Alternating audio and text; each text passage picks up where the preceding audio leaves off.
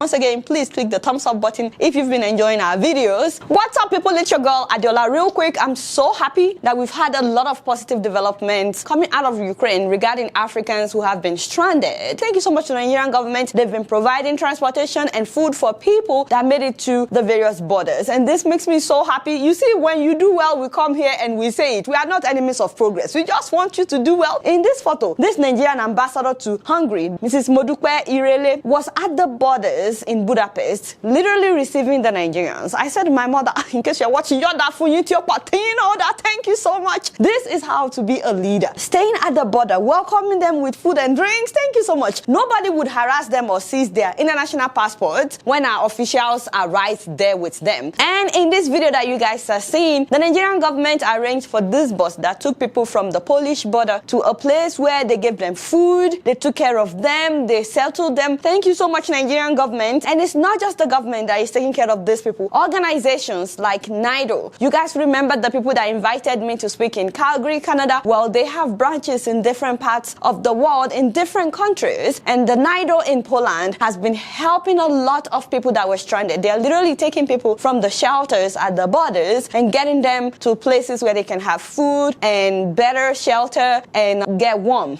All right, so now we're at the Polish border shelter where some of our people are arriving to from the Ukrainian-Polish border, and we are trying to help them settle. Thank you so much, Nido.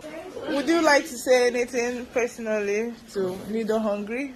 Yeah, thank you, Nido Hungary, for your hospitality. It was really a wonderful time here, and we had a good rest, and yeah, so we really appreciate you, and God bless you. And, Thank you. Also, individuals are taking in people. In case you've taken in one or more than one person, I just want to personally thank you on behalf of myself and Kolilo. Thank you so much. Churches are opening up their doors to these people. Thank you. God bless you. Like I said, it's not what we preach, but how we treat people. You guys need to understand what some of these people have been through. Many of them were on the move for days, sleeping in train stations, sleeping at the borders, in freezing weather. I didn't say cold, I said freezing weather. This lady that talked to BBC, this lady walked for 12 hours. And I'm sure you heard how she was treated.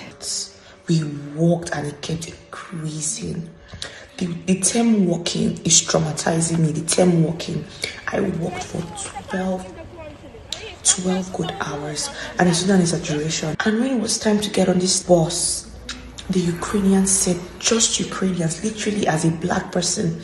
I even lied that I was pregnant. They didn't care. I was begging.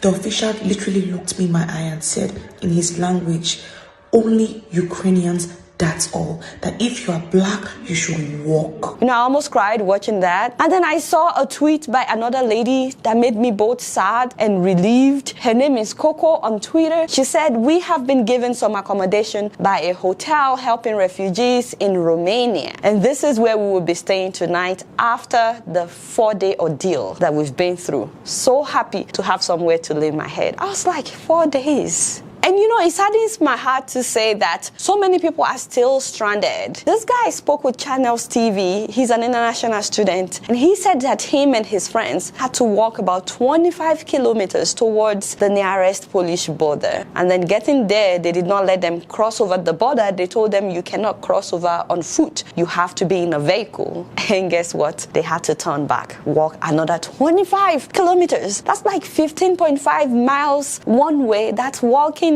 like 31 miles in one day. I had some friends that by 8 p.m. in the evening, I know I got him back home because taxis could not reach there, and we kept walking for hours on hours.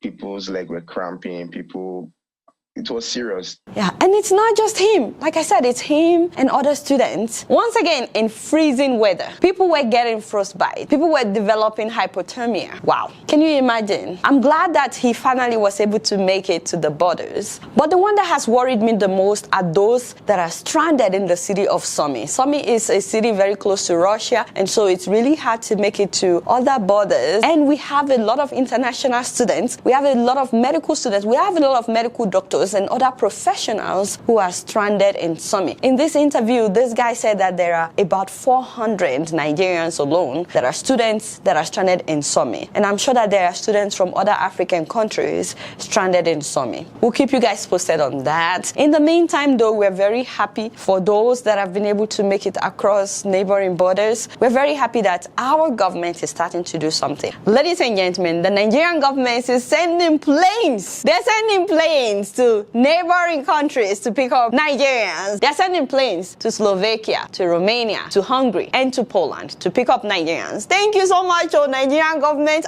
Finally, you guys, we appreciate you. It is better late than never, because some people are saying, how come they waited? Me, I think it is better late than never. It's sad that we had to shame you sometimes to do the right thing, but we just want you to know how much we appreciate when you do the right thing. In fact, Buhari has budgeted $8.5 million for this rescue effort. And according to the Nigerian government, there are more than 5,000 Nigerians that were stranded in Ukraine. So thank you so much to the Nigerian government. And if you're watching me, you are in Ukraine and you made it out and you hear that there's a flight leaving, please don't say we would rather die here than go back to Nigeria. Why must you die? Go home. At least let your family members be at peace that you are doing okay. When everything is over, you can think about where else you can go for you to further your education. You don't have to die there. Anyway, thanks to the Nigerian government, but please do not forget about the people that are still stranded in Sumy. You guys not do know much. Guess what? I'm just keeping it real.